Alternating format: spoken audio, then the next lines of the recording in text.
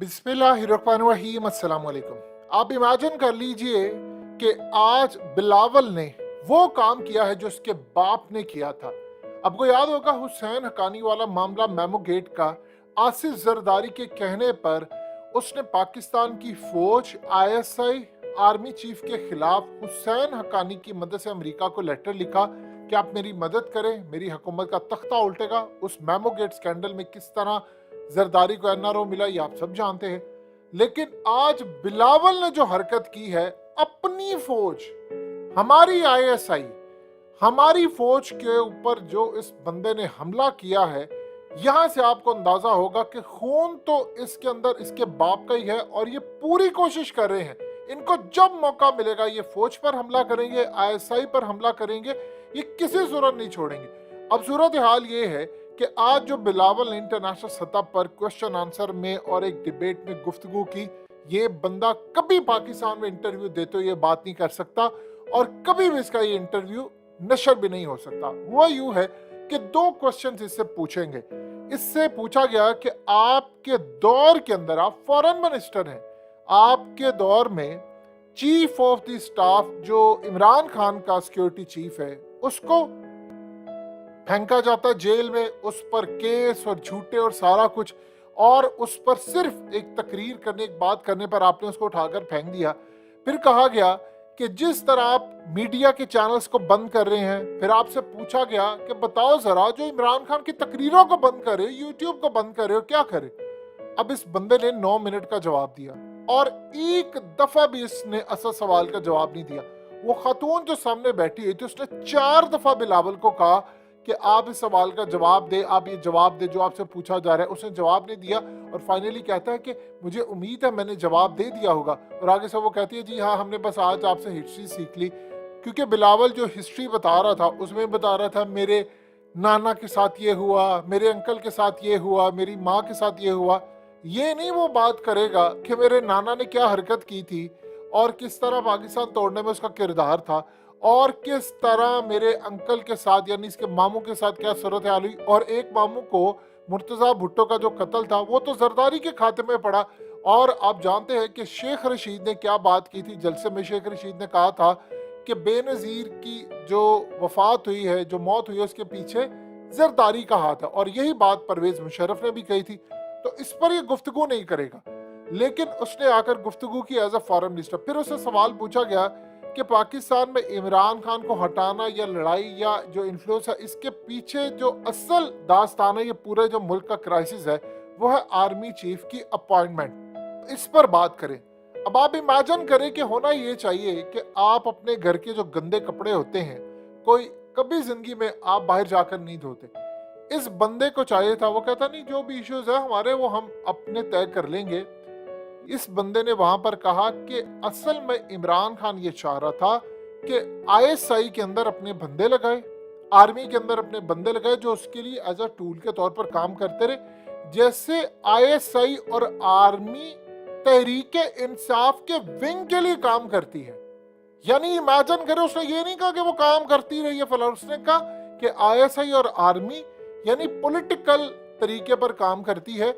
आप देखिए कि इसके बाद उस बंदे ने पाकिस्तान की आईएसआई पर डायरेक्टली हमले करना शुरू किए और शुरू हो गया और उसके बाद फिर खत्म होने का नाम नहीं लिया। इसी तरह पाकिस्तान की फौज के ऊपर इसने हमले किए और सारी दुनिया का मीडिया वहां पर बैठा ये कवर कर रहा था कि पाकिस्तान का फॉरेन मिनिस्टर अपनी ही फौज के ऊपर हमले कर रहा है। इमेजिन करें। देखिए कोई और बंदा आता, कोई इंटेलेक्चुअल जिसको हम कहते हैं, या कोई ऑथर आता, या कोई पॉलिटिकल पार्टी दूसरा कोई आता, कोई दुनिया की बात होती, आपके मुल्क का फॉरेन मिनिस्टर अपनी फौज को बुरा भला कह रहा है, अपनी आईएसआई को बुरा भला कह रहा है। आपको इश्यू है तो आप पाकिस्तान के अंदर आकर रिजॉल्व कर ले इदारों के साथ, उनके साथ। आपको कोई कंसर्न है तो इदारों के साथ बैठकर बातचीत करें कि जी हमें ये कंसर्न है, फलाने हैं। लेकिन ये काम नहीं होता। आप देखिए कि इस बंदे ने मौका मिला, इसके बाप को मौका मिला था, उसे राहील शरीफ को कहा था कि मैं तुम्हारी ईंट से ईंट बजा दूंगा और मैं लिस्ट निकालूंगा, फिर तुम सारे जर्नैल किसी भी तरह आकर जवाब देते रहना। आज देख लीजिए फरतुल्लाह बाबर ने क्या बात की। वो कह रहे हैं कि मैं जर्नैलों को कह रहा हूं कि जो तुम्हें ऑफर मिली है 6000 सीसी गाड़ियां इंपोर्ट करने की, रिटायरमेंट के बाद तुम अपने दिल पर हाथ रखकर बताओ फलाना करो, ये करो, वो करो, क्या ये किसी भी तरीके से जायज है?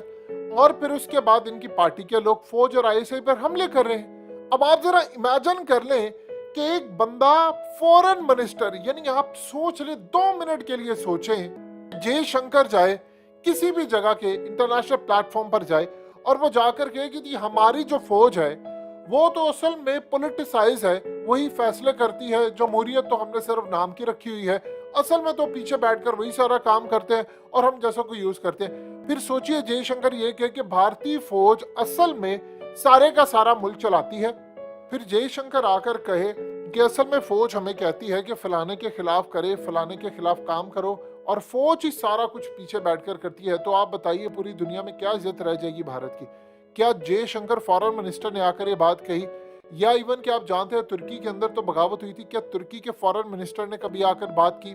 बाकी तो छोड़िए बात, एंटनी ब्लिंकन ने आकर कभी बात की? नहीं की। आपका फॉरेन मिनिस्टर अपनी फौज पर हमले कर रहा है, अपनी आईएसआई पर हमले कर रहे हैं। आप जानते हैं कि दुनिया की ताकतें आपकी फौज और आपके इदारों के ऊपर कितना हमलावर है, लेकिन आपके अंदर बैठे जिसके बाप ने मेमोगेट किया, पापड़ वाला, फलूदे वाला, अयान अली वाला, वो सब कुछ आज इमरान खान का उसको एनआरओ मिल चुका है। इमेजिन करें उसका बेटा उठकर आपकी फौज के ऊपर हमले कर रहा है, आईएसआई पर हमले कर रहा है, डायरेक्टली कर रहा है, और कहता है कि असल में तो ये फौज जिम्मेदार, असल में तो आईएसआई। ये बात तो लोकल नहीं कर सकता था, उसने इंटरनेशनल सतह पर की है ताकि हमारी फौज की सरेआम बेइज्जती होती फिरे और बदला वो ले, और वो कहे दुनिया को कि असल में देखिए पाकिस्तान में इलेक्शन जो होते हैं शफाफ नहीं होते। और बिलावल ने असल में ये बात की है कि वो जो इमरान खान को जितवाया था वो तो आईएसआई ने जितवाया था, वो तो फौज ने जितवाया था। तो फौज असल में इमरान खान की बैक पर खड़ी है, तो पाकिस्तान में जो जमहूरियत है और ये सिर्फ कहानियां हैं। यानी उसने असल में वो बात कह दी है, पूरे मुल्क में जो कुछ होता है असल में इसकी जिम्मेदार फौज और आईएसआई। अब ये सूरत हाल है बिलावल की, और उस बंदे ने ये काम किया है। आप बता दें इन लोगों को मौका मिला, आपको क्या लगता है पीडीएम वाले, इनमें आप जरा अंदाजा कर ले, बिलावल तो आपके सामने है, फजलुर रहमान कहता है हमारी फौज को और आर्मी चीफ और जनरलों को कहता है कि तुम सारे तो इसराइल की पैदावार हो, इसराइल की नौकरी करते हो। आप सोचिए ये बंदा हुकूमत में है और अपनी फौज के सिटिंग जर्नलों को और रिटायर्ड जर्नलों को फजलुर रहमान कहता है कि तुम इसराइल के लिए काम करते हो। आप सोचिए कि इतनी बड़े लेवल पर जाकर हुकूमती नुमाइंदा ये बात करे। कल को इंटरनेशनल सतह पर पूछा जाएगा कि आप तो हुकूमत में, इसका मतलब है आपके अंडर जो है वो आर्मी वो ये काम करती है, तो सोचिए क्या सूरत है। फिर अयाज सादी का आपको पता है उसने क्या हरकतें की थी, अपनी फौज के और आर्मी चीफ के बारे में क्या कह रहा था, इनकी टांगे कांप रही हैं, पसीना माथे पर है। और याद कीजिए यही क्लिप उठाकर फिर उस वक्त भारत के जो डिफेंस मिनिस्टर आज भी हैं राजनाथ सिंह, उसने अपनी कौम को जानते क्या कहा था? उसने कहा था कि देखो तुम हम पर शक कर रहे हो ना, उनका तो मुल्क के अंदर स्पीकर रह चुका बंदा वो कहता है कि आर्मी चीफ की टांगे कांप रही थी, तो देखा हमारी पावर कितनी है। ये असल में सूरत हाल थी। तो आज एक चीज क्लियर हो गई, इनको जब भी मौका मिलेगा ये फौज पर हमला करेंगे, ये तमाम चीजों पे आईएसआई पर हमला करेंगे। यही बात इमरान खान ने इसका 1000वां 0.1% भी कहा होता तो तमाम मीडिया चैनल से बंदूकें निकाल लेनी थी, लेकिन चूंकि बिलावल है तो इस पर कोई बात नहीं होगी।